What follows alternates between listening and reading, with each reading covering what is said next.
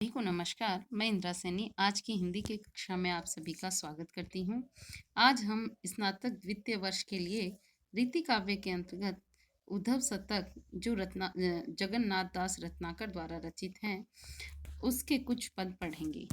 पूर्व की कक्षा में हम उद्धव शतक के ही कुछ अंश पढ़े थे, जिसमें हमने देखा कि कृष्ण जी हैं वो यमुना नदी में स्नान करने गए। वहाँ उनको एक कमल दिखाई देता है, उससे उनको राधा जी की स्मृति आ जाती है और उनकी वीर व्यथा जागृत हो जाती है और राधा का नाम सुनकर और अधिक बढ़ जाती हैं। वह अपने मित्र उद्धव को जो अपने मन की बात कहते हैं, अपनी विरह व्यथा को बताते हैं, वह शब्दों के माध्यम से नहीं, अपने अनुभवों के माध्यम से अपनी व्यथा को ज़्यादा कहते हैं।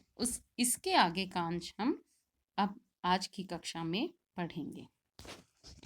नंद और जसोमती के प्रेम पगे पालन की, लाड भरे लालन की लालच लगावती, कहे रत्नाकर सुधाकर प्रभा सो मढ़ी, मंजू मृगु नैनी के गुन गुन गावती, जमुना कछारिन की रंग रस रारनी की, विपिन बिहारनी की होंस हुमसावती, सुधी ब्रज बासिनी दिवैया सुख रासनी की, उधो नित हमको बुलावत को आवती।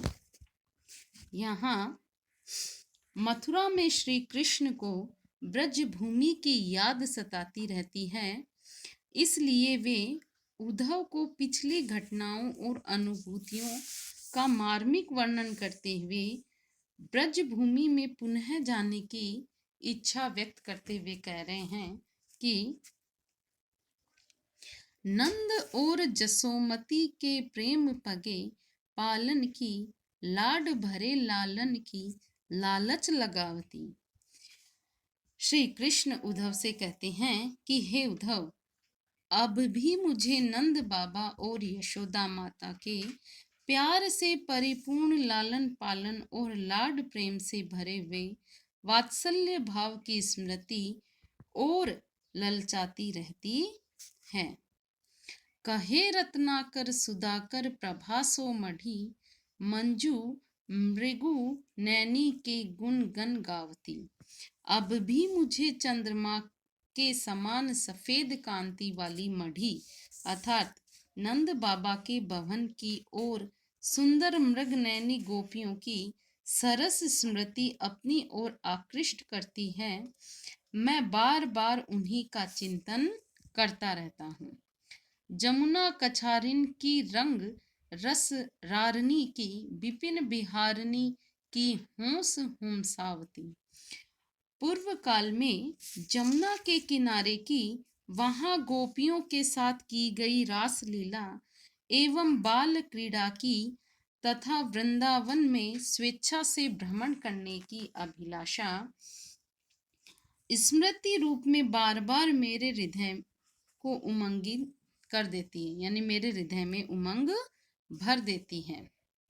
सुधी ब्रज बासनी दिवैया सुख रासनी की, उधो नित हमको बुलावत को आवती। मुझे ब्रजवासियों की अत्यंत सुख देने वाली स्मृति सदा ही सताती रहती है, इसलिए हे उद्धव, वह स्मृति ही मानो हमें वहां बुलाने के लिए प्रतिदिन आती रहती है। अर्थात मुझे ब्रज में बीते हुए सुनहले दिन याद आते हैं और मेरा मन ब्रज को जाने के लिए व्याकुल हो उठता है। कवि ने यहाँ जो है श्री कृष्ण की मनोव्यथा का मार्मिक चित्रण किया गया है। श्री कृष्ण है मथुरा में कर्तव्य निर्वाह के लिए आए हैं, लेकिन फिर भी उनके अंतःकरण में ब्रज की स्मृतियां सदैव रहती हैं। नायक की वीर दशा का चित्रण कवि ने यहाँ किया है। अनुप्रास और स्मरण नामक अलंकार से कवि ने काव्य पद को सजाया है। कवि ने ब्रज भाषा का सरस और भावानुकूल प्रयोग किया है। चलत न चारियो भांति कोटिन विचारियो तऊ, दाबी दाबी हारियो पे न टारियो टसकत हैं। परम गहीली वसुदेव देवकी की मिली, चाह चिमटी हूँ सो न खैंचो खसकत हैं। कढ़त न काढ़्यो हाथ बिथके उपाय सभी, धीर आक छीर हैं न धारे धसकत हैं। उधो ब्रज बास के बिलासनी को ध्यान दस्यो, निस दिन काटे लो करजे कर कसकत हैं। यहाँ उद्धव के आ जाने पर कृष्ण जी अपनी व्यथा उद्धव जी को कहते हैं। ब्रजवासियों की स्मृति उनके हृदय में कांटे की तरह कसकती है। यह बात कहते हुए कह रहे हैं कि श्री कृष्ण अपने सखा से कहते हैं कि चलत न चारियो भांति कोटिनी बिचारियो तऊ, दाबी दाबी हारियों पे न टारियो टसकत हैं। श्री कृष्ण अपने सखा से कहते हैं कि हे उद्धव, मैंने करोड़ों प्रकार से सोचा, लेकिन कोई उपाय मुझे समझ में नहीं आ रहा है। मैं ब्रज स्मृतियों को दबा दबा कर हार गया हूँ। मैं उसे अपने हृदय से दूर करना चाहता हूँ, पर वह हिलने का नाम ही नहीं लेती, यानी हिलाने पर भी नहीं हिल रही हैं। कौन? ब्रज की स्मृतियां। परम गहीली वसुदेव देवकी की मिली, चाह चिमटी हूँ सो न खैंचो खसकत है। अब तो वसुदेव और देवकी के प्रेम की अत्यंत ग्रहणशील चिमटी से खींचने पर भी यह नहीं खिसकता है। कौन? ब्रज की स्मृतियां।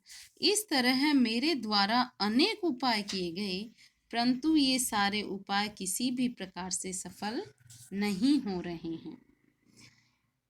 कढ़त न काढ़्यो हाय बिथके उपाय सभे, धीर आक छीर हूँ न धारे धसकत हैं। अब तो वह व्यथा रूपी कांटा धैर्य रूपी आक के दूध से भी बाहर नहीं निकल रहा है। उधो ब्रज बास के बिलासनी को ध्यान दस्यो, निसिदिन काटे लो करेजे कसकत हैं। हे उद्धव, मेरे हृदय में ब्रज निवासी के समय प्राप्त विलासों का ध्यान, अर्थात ब्रज में मैंने जो विलास की स्मृतियां हैं, वह इस तरह धंस गई है कि वह रात दिन मेरे हृदय में कांटे की तरह कसकती है। अर्थात जब भी मुझे ब्रज विलास का स्मरण आता है तो अत्यंत कष्ट का अनुभव होता है। यहाँ कवि ने मुहावरेदार भाषा का प्रयोग किया है। रूपक, पूर्णोपमा, पुनरुक्ति, यमक, अनुप्रास आदि अलंकारों से काव्य पद को कवि ने सजाया है। रूप रस पीबत अघात ना होते जो तब, सोई अब आस हवे उबरी गिरिबो करे, कहे रत्नाकर जुड़ात होते देखे जिन्हें, याद किए तिनको अवा सो धीरिबो करे।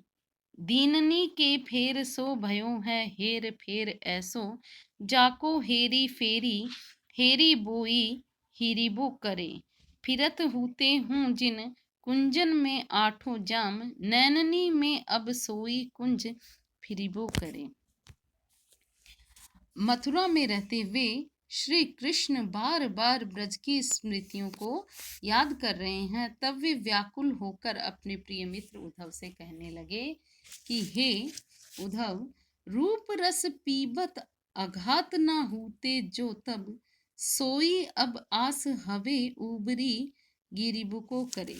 हे मित्र, ब्रज भूमि में रहते हुए गोप बालाओं की रूप माधुरी अर्थात रसीली बातों का अत्यधिक आनंद लेने पर भी मैं अघाता नहीं था। अर्थात निरंतर रूप रस पाने की लालसा मेरे हृदय में बनी रहती थी, परंतु आज वह सुख नहीं मिल रहा।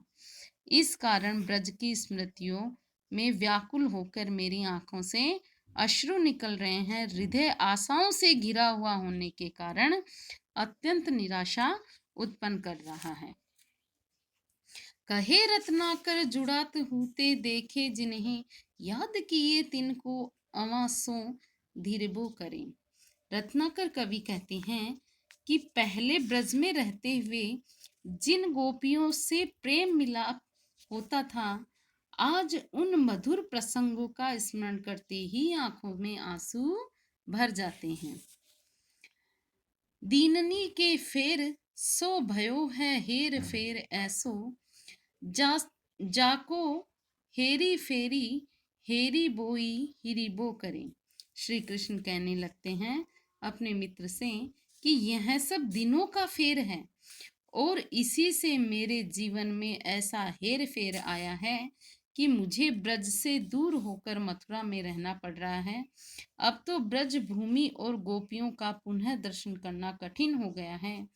केवल उनकी स्मृति में ही उनके दर्शन होते हैं। फिरती होते हूँ जिन कुंजन में आठों जाम, नैननी में अब सोई कुंज फिरबो करें। पहले ब्रज भूमि में रहते हुए आठों पहर जिन कुंजों में गोपियों के साथ घूमते फिरते रहते थे, अब वह सुख नहीं मिल रहा है। अब तो उन कुंजों की मधुर स्मृति ही आंखों में के सामने घूम रही है। अर्थात बार बार ब्रज भूमि के पूर्व घटित मधुर दृश्य ही आंखों के सामने साकार हो रहे हैं, जिनसे हृदय अत्यंत व्याकुल हो उठता है।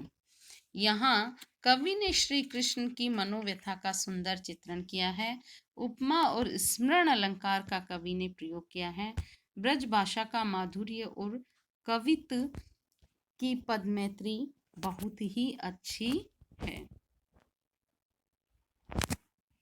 गोकुल की गेल गेल गोप गवालिन की, गोरस के काज लाज बस के बहाइबो, कहे रत्नाकर रिझाइबो नवेलनी को, गाइबो गाइबो गाइबो गवाइबो ओ नाचिबो नचाइबो, कीम्बो श्रमहार मनुहार के विविध विधि, मोहिनी मृदुल मंजू बांसुरी बजाइबो, उधो सुख सपति समाज ब्रज मंडल के, भूले हूँ न भूले भूले हमको भुलाइबो।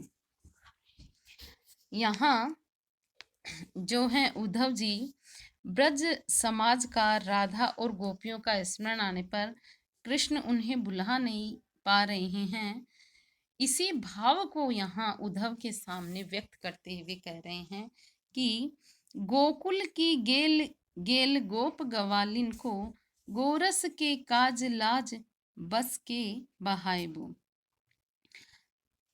कवि रत्नाकर जी के अनुसार कृष्ण अपने मित्र उद्धव से कहने लगे कि गोकुल की गली गली में ग्वालों और गोपियों के साथ दूध दही आदि अथवा इंद्रिय सुख के लिए हमने जानबूझकर लज्जा को दूर कर दिया था।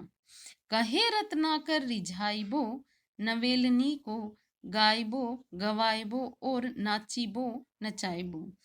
वहां की नव युवतियों को रिझाना, स्वयं गाना तथा दूसरों से गवाना, स्वयं नाचना तथा दूसरों को नचाना, कीबो श्रमहार मनुहार के विविध विधि, मोहिनी मृदुल मंजू बांसुरी बजाइबो। अनेक तरह से अनुनय विनय करके मार्ग की थकान अथवा रति विलास के श्रम को दूर करना, मोहित करने वाली सुरीली और सुंदर बांसुरी बजाना, उदो सुख संपत्ति समाज ब्रज मंडल के, भूले हूँ न भूले भूले हमको भुलाइबो। और ब्रज मंडल का सुख वैभव भरा हुआ समाज भूलने पर भी नहीं भूलता। हे उद्धव, उस समय मधुर प्रसंगों को भूलने का प्रयास करने पर स्वयं भूल जाती हैं, यानी भूल जाती है ऐसे अंश को। आशय यह है कि बार बार स्मृति आने से मन व्यथित हो जाता है, मन में विरह का भाव आ जाता है। यहाँ श्री कृष्ण ने जो है गोप और गोपियों के साथ की गई अपनी समस्त लीलाओं के स्मरण का अतिशय भाव से अभिव्यक्ति दी है। अनुप्रास, यमक और पुनरुक्ति अलंकार से काव्य पद को सजाया है। भावों के अनुरूप सरस सरल ब्रज भाषा का प्रयोग किया है। आज की कक्षा के लिए इतना ही। इसके आगे का अंश हम अगली कक्षा में पढ़ेंगे। धन्यवाद।